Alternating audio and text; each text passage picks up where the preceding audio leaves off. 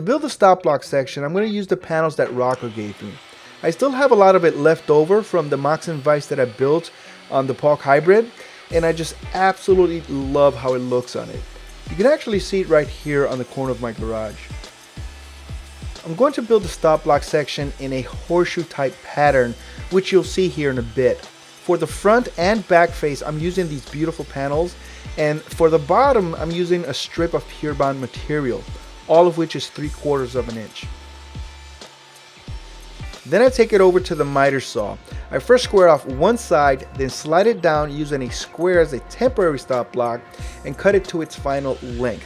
And this is just to make sure that all 3 strips are the exact same length. Once everything is cut, I start putting the horseshoe stop block together. I drill pocket holes on the bottom strip, making sure to put pocket holes on both sides to attach the front and back panels. I attach the front panel first, then I install the hardware. It's a lot easier to do it now because the back panel is actually wider than the front, and it will be very difficult to add the hardware in later. Oh, and by the way, I opted to use the Precision Measuring System kit by Craig. After installing the hardware, I then attach the back panel.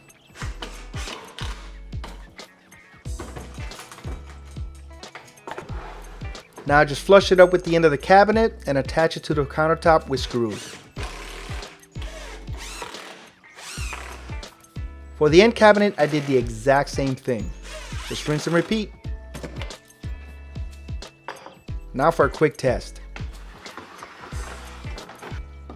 Now that is nice. Now we head on over to the sink. I'm reusing the same sink from the old workbench. It's still in great condition, so there's really no reason to get a new one.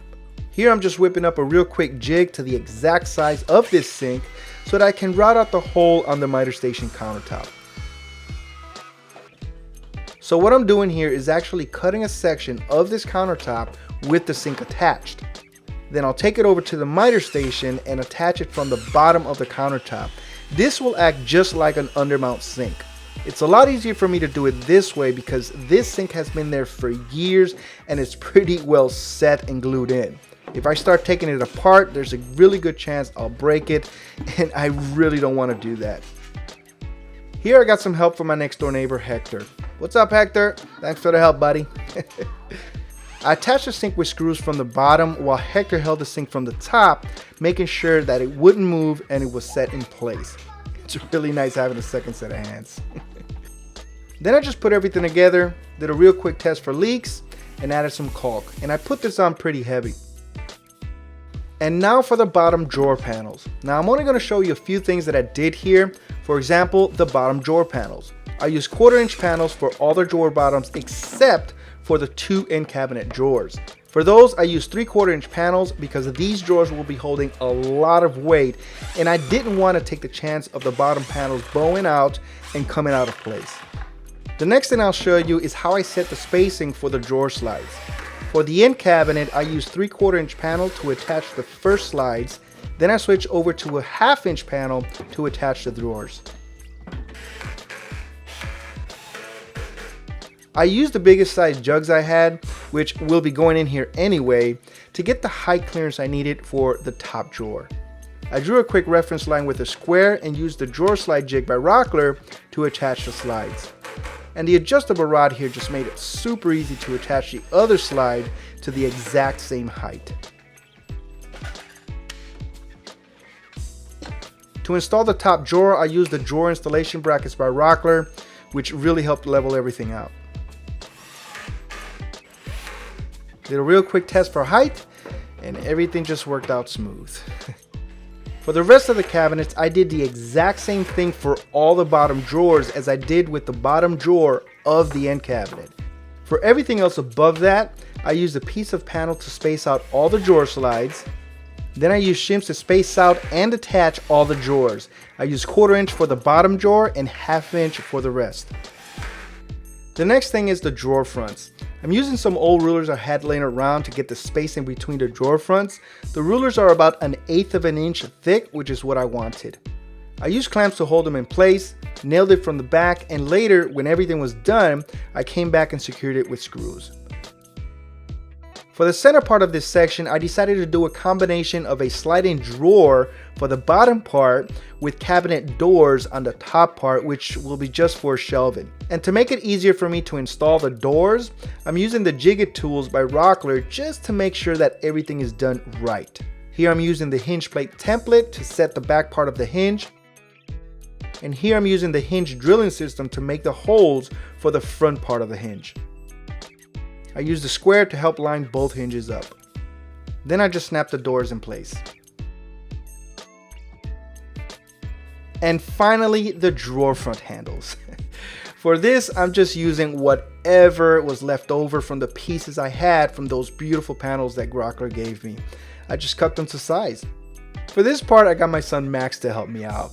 Here he's trying to look inside the camera because I had told him that you guys were inside of there watching us build this thing.